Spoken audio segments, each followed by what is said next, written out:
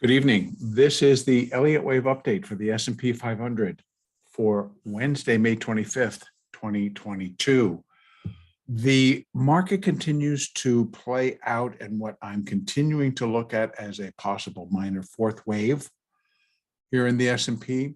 So on the daily chart, no changes. There are some things that are kind of becoming clearer on the hourly chart. So we're just going to drop straight over there, get right down to what I'm talking about. Now, in the S&P, the best way that I'm looking at this initial run up is that it is a five-wave structure, or at least a three, and it's an A. But I'm going to call it five because it's more of a zigzag.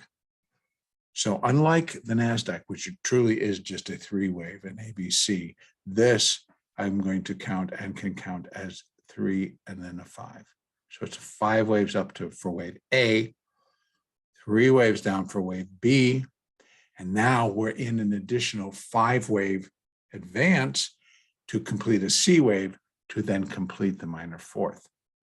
Now, what would my expectations be? I can throw, now they've been coming in less than, but the S&P's got a little bit more support from a lot of the other 500 component stocks that aren't getting pounded so hard as the NASDAQ stocks are. And even some within the NASDAQ, Amazon today, sparked to life. Facebook gave a little bit of life today. Tesla gave some life back today. So that kind of lifted up a great addition, part of the S&P, but then the Dow had a much better day than the NASDAQ. So that's benefiting the S&P right now. If I'm looking for five waves up in the form of C wave, here's my tickets. The first thing is that wave C would be equal to 0.618 of wave A. That's not the most common, but it's there, and we've now exceeded it, come back, and are stuck right at it. So I would continue to believe that this is going to be broken. I believe, and still holding on to, that the market will get above 4,000 again. It's very elusive at the moment, but I think the market will achieve it. I think the market may stand a very strong chance of getting up to 4,050-ish. And that would be where wave C is equal to wave A. And that is one of the more common. Outside of that, if we were to go the full Monty and go the 1.618, which is the next one up, and most common, would be 4155-ish, so it's 4150 to 55. Then we're also in and above that area. So I kind of think actually 4100 versus anything, because as Elliott has made observations and Prechter had included in his books, that a fourth wave will usually find its terminus, its endpoint, at the terminus of the fourth wave of one lesser degree. One lesser degree is the minute degree, and so that minor four would be expected at least here. And that's just right around 4,100. And that would put us up above the 100%. So our resistance for the S&P is 45 to 4050. Then we have 4061. Actually, that one doesn't come in. 4050, and then 4088, and then that 41, which are equaled right to there. So actually, the high of wave 4 and 1.236 line up the cleanest. So we're looking like 4085 to 4095 to possibly 4100. That would be the perfect scenario.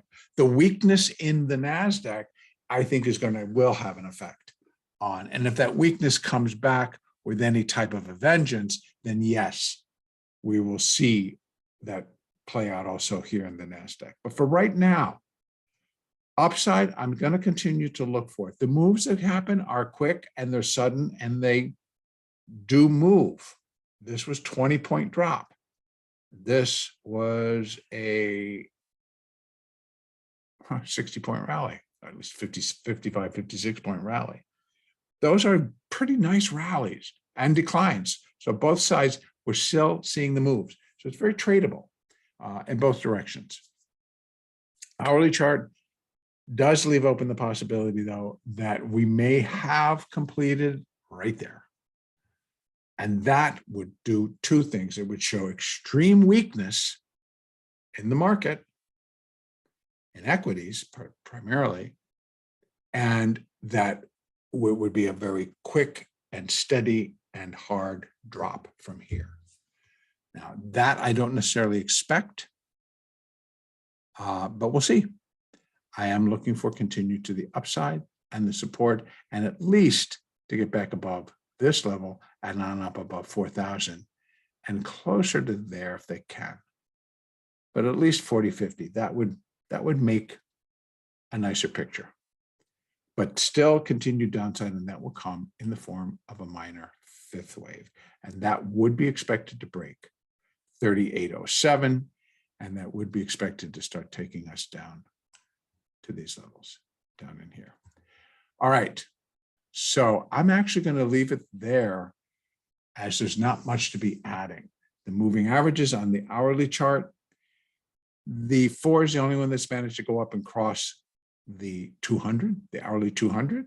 The 8's on its way, the 20, they're both all pointing higher, but to put an extra oomph under this fire here, we need to see more of them above the 200 to give support to the upside continuing. So buyers are there, buyers are willing to buy, but not really get outrageous. So I think we're not really seeing a lot of the outside buying that go into some of these individual stocks. I think most of it is unfortunately options related. So I'm leaving it there. Our next update will be on Thursday, May the 26th.